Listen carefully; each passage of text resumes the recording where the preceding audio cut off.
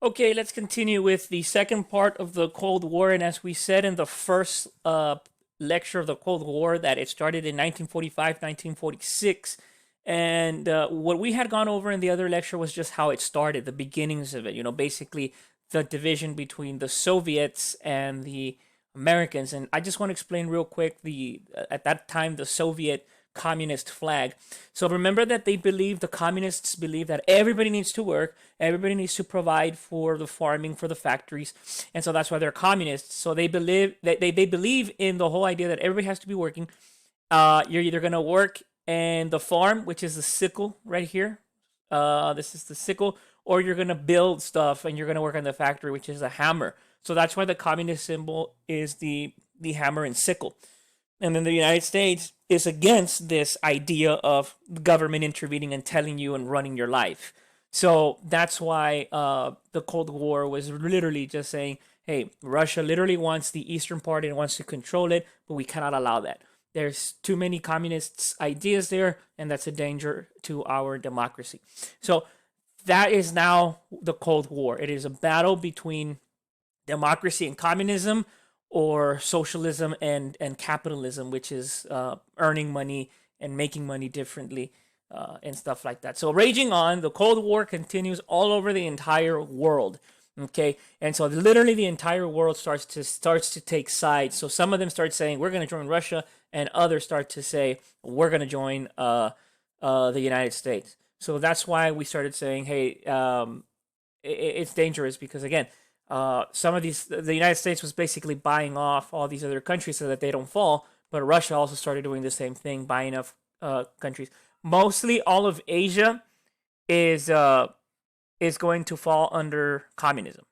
Okay, so what's going to happen is we're going to see battles or war between or in China, Korea, and we're going to see the nuclear arms race. We're going to see Cuba, Vietnam War, and etc. So let's go ahead and start with the Cold War in China. This guy right here, Mao Zedong, finally took control of all China and all aspects of life, and so he becomes a communist, and he basically starts to say that um, there cannot be any capitalist or any classes. So he literally said, any landowners, if you own land, if you are a leader of a village, if you're a factory owner, and if you are a peasant that has a good amount of money, then you were killed. Because why do you have more money than the people? Everybody's equal in China, but equal meaning that everybody has to be forced to do the same thing and work for the country.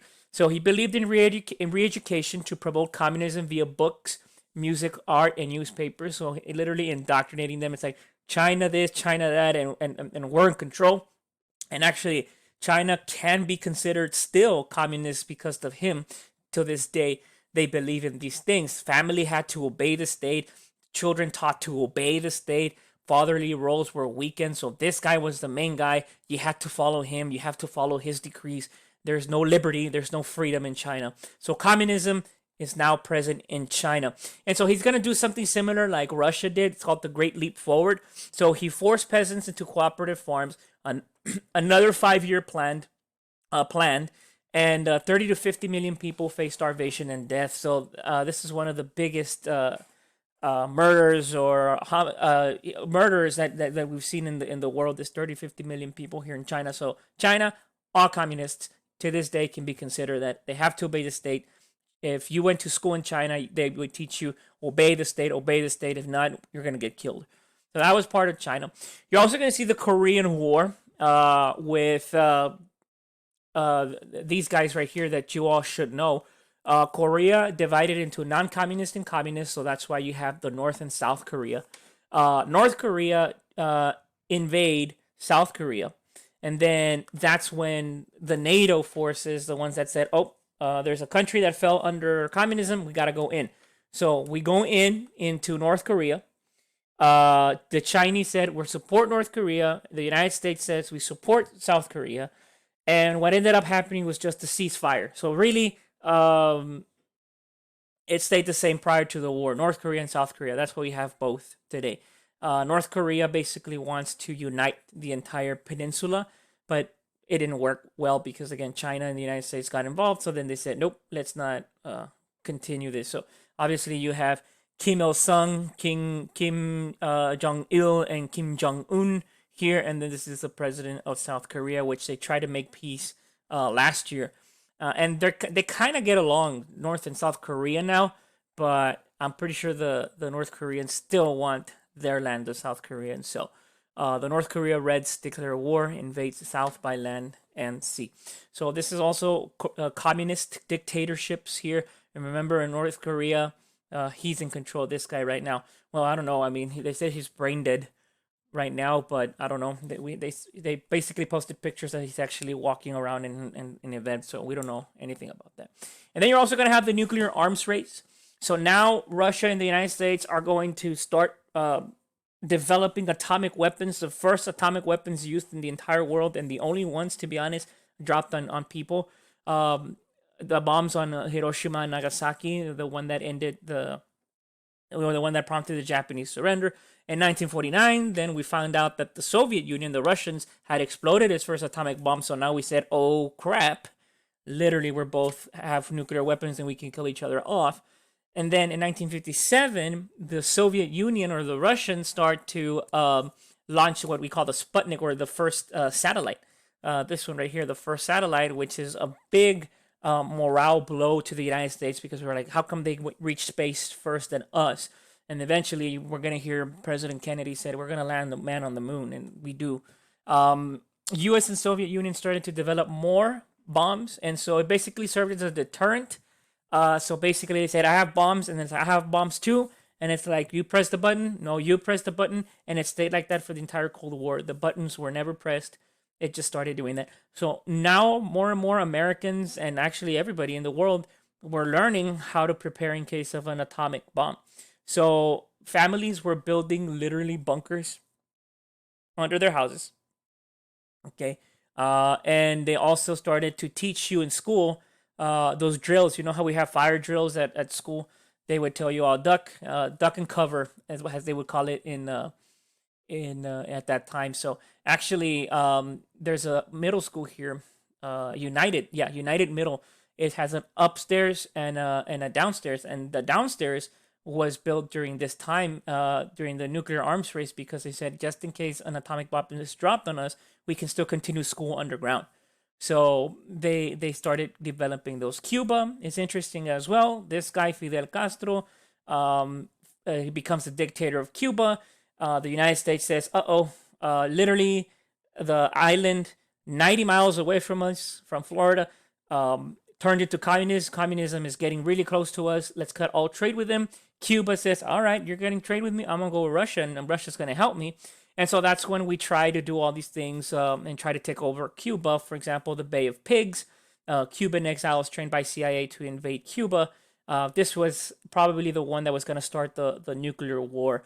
And then you have the Cuban Missile Crisis, because we found that Cuba was building bases to install Soviet missiles all over Cuba. They were building that. And then President John F. Kennedy at that time said, no, let's block it all off so that the Russians don't continue to come over. And then the president of Russia at that point, Nikita Khrushchev, agreed to withdraw as long as the United States did not invade Cuba. So almost started the nuclear war close to us. This is Florida. This is the Panhandle, Florida. This is Cuba. So that's part of the Cold War, the Cuban Missile Crisis, the Bay of Pigs. Cuba falls into communism. The Vietnam War is another one, close there to China. In 1954, Vietnam gains its independence, but this guy by the name of Ho Chi Minh, he created a communist state. And remember, communism is all about, you got to obey your state, you got to follow what we're doing. If not, you're going to get killed. That's communism. And you have to work, and you have to work in the farms, or you have to work in the factory, and you're going to create this for all of us, not just for yourself. You can't be selfish. And that's what communism is. It's a dictatorial state. So at that point, Ho Chi Minh said, I'm going to launch an attack on South Vietnam. And again, it was basically like another Korea. You know, the North basically attacks the South. The same thing here. The North Vietnam attacks South Vietnam. Americans said, no, this is way too much. We already have Cuba. We already have North Korea. The nuclear arms is coming. So that's why it's getting dangerous now. So the United States literally sends troops, and we say we're gonna send troops, and we're gonna make sure that South Vietnam or that the North Vietnamese do not fall, or that South Vietnam does not fall into communism. So there was a lot of extensive bombing. A lot of troops were going there. We did not know the land. Large number of helicopters. This is where we started using napalm strikes. This is where we started using helicopters for the first time in the war, and so on. And so from there, what happened was that the North Vietnamese got really smart. They attacked South Vietnam quickly, and then officially in 1973, the United States says, "No, we're not gonna win this. We don't own the land. It's all jungle. We really don't know where they're hiding. Let's get out." We finally get out because of all these protests happening here in the United States as well. And then eventually all of Vietnam now is all communist. So the South does fall. And this is considered a loss to the United States. Actually, this is probably considered the only war that we've lost. But a lot of people say, no, we didn't lose it. We just withdrew. But it's opinion. So Vietnam was also during this crisis during the Cold War. So, and what ends up happening is interesting because the Cold War eventually comes to an end. The Soviet Union had no more money. Russia had no more money. Life was crumbling. They said, okay, let's stop spreading communism. We gotta stop because what's happening is this. So literally, this guy right here, the president of Russia at that point, 1980s, Mikhail Gorbachev. He starts to do all these things. You know what? If you want to practice any religion, you want to practice speech, freedom of the press, freedom of elections, let's do it. And that was never heard of in communist Russia. So it was new to Russia, and it's kind of like, what are we doing? Well, this is weird. We've been under communism all this time. You're telling me that we're gonna have elections? That's called glasnost and perestroika. So actually, people were now allowed to own their own businesses when, again, the government was the one that owned all businesses. So that's called perestroika. And they finally started withdrawing troops from Afghanistan and all these places. The Berlin Wall is something that starts to be discussed. The Soviet Union collapses under him, and now a new Russia is created under this idea, but also dictatorial control. So it's a mix of these two ideas right here, and communism. And then eventually the Berlin Wall, 1961 to 1988, it was built as a result of mass immigration from the USSR. It's basically a boundary between democracy and communism, so you couldn't cross between both of them.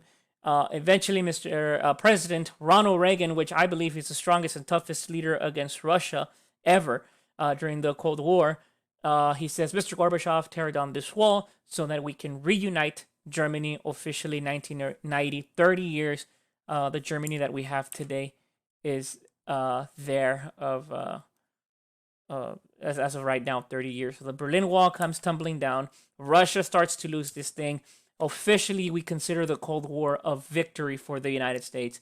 We have a lot of atomic weapons. We have a lot of money. More and more countries are following elections, freedom of religion, freedom of the press. Russia is losing. These countries still are under communism, to be honest. Korea still is. Cuba still is. Vietnam still is. China still is under that. Russia can be considered to be part of this communist state still, but officially it all comes down in 1991, and Russia and the communists lose, and officially the United States wins the Cold War after all these years from 1945 to 1991. The U.S. presidents during the Cold War, you have Harry Truman, Dwight D. Eisenhower, John F. Kennedy, our school name, Lyndon B. Johnson, President Johnson, was also part of the Cold War. Richard Nixon, Gerald Ford, Jimmy Carter, Ronald Reagan, and George Bush the first. These were the presidents that served under the Cold War. They all stood up against Russia and all these communist forces, or Vietnam in this case, Korea in this case, and so on and so forth. China all these years and so on. So any questions on the Cold War, email or contact your teacher. This is basically the end of the Cold War. Next up is modern history. So a little bit of the more interesting stuff that we're still living or that we've lived in the past 20 years. So any questions, concerns, email your teacher.